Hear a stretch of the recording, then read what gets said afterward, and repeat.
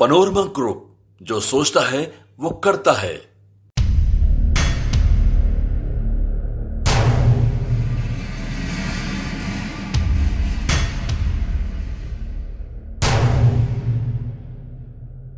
News for nation पर आपका स्वागत है और मैं हूं आपके साथ प्रार्थना। बिहार में जहां एक तरफ विधानसभा चुनाव को लेकर के तैयारियां जोरों पर है, तो वही बात करें तो दूसरी ओर नामांकन का जो सिलसिला है वो भी जारी है। देखिए, जहां एक तरफ नामांकन का फर्स्ट फेज जो था वो खत्म हो गया और अभी दूसरा फेज चल रहा है, जो कि 20 अक्टूबर को ये भी खत्म हो जाएगा। लेकिन इसी बीच देखिए, एक बड़ी गड़बड़ी का मामला सामने आया है, जिसे सुनकर खुद आप भी चौंक जाएंगे। दरअसल बात करें तो बिहार चुनाव में एक बड़ी गड़बड़ी सामने आ रही है, जहां एक ही उम्मीदवार ने दो दो पार्टी के सिंबल से नामांकन कर लिया है।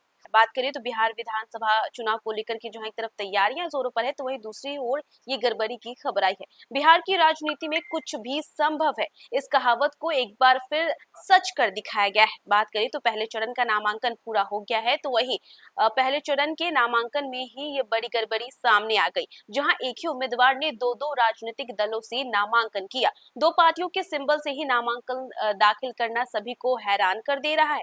बात करें तो मामला जो है वो आलमनगर विधानसभा सीट से जुड़ा है, जहां नवीन कुमार नाम के उम्मीदवार ने दो अलग अलग राजनीतिक दलों यानी कि वीआईपी और आरजेडी दोनों के सिंबल पर नामांकन दाखिल किया है। सूत्रों के मुताबिक इलेक्शन कमीशन की वेबसाइट पर अपलोडेड दस्तावेजों में यह मामला स्पष्ट रूप से दिखाई दे रहा है, जिसमें नवीन कुमार का नाम दोनों दलों के प्रत्याशियों के रूप में दर्ज है। बात करें तो चुनावी गलियारे में इस घटना ने सनसनी मचा दी है और अब सवाल ये उठ रहा है कि आयोग इस पर क्या रुख अपनाएगा। क्या किसी एक नामांकन को रद्द किया जाएगा या इस पर जांच बैठाई जाएगी? राजनीतिक विश्लेषकों का ये कहना है कि बिहार चुनाव प्रक्रिया एक अनोखी लेकिन गंभीर चूक मान रहा है इसे। वहीं वहां बात करें तो स्थानीय स्तर पर यह मामला जो है सोशल मीडिया पर बड़ी तेजी से वायरल हो रहा है। आप देख सकते हैं कि ये जो नवीन कुमार है, इन्होंने दो दो सिंबल पर जो है नामांकन दाखिल कर लिया। इसी के साथ साथ देखिए, फर्स्ट फेज का जो नामांकन का प्रोसेस था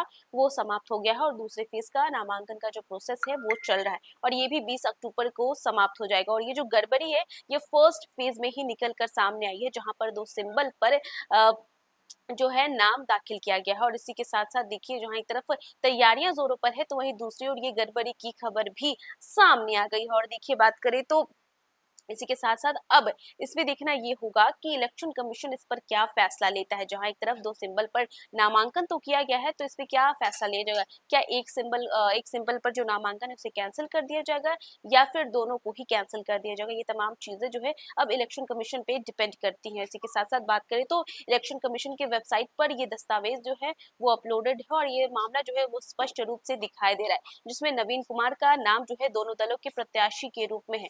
जहां एक तरफ वीआईपी और आरजेडी दोनों के सिंबल पर नामांकन दाखिल है और सूत्रों के मुताबिक इलेक्शन कमीशन के वेबसाइट पर ये अपलोडेड भी है। तो देखा आपने कि जहां एक तरफ नामांकन फर्स्ट फेज का नामांकन खत्म हो गया, सेकंड फेज का नामांकन चल रहा है और फर्स्ट फेज के ही नामांकन से ये जो गड़बड़ी है निकल कर सामने है। और इसके बाद अब ये देखना होगा कि इलेक्शन कमीशन इस पर क्या फैसला लेती है। तो फिलहाल इस खबर में बस इतना ही। न्यूज फॉर नेशन पे खबरों का सिलसिला जारी रहेगा, तब तक के लिए नमस्कार। सूरज की पहली किरण के साथ जाग उठा बिहार, हर मत बने नई उम्मीद, हर कदम जिम्मेदारी। न्यूज फॉर नेशन की अपील, 6 और 11 नवंबर को घर से निकलें, वोट करें और अपने भाग्य विधाता खुद बने।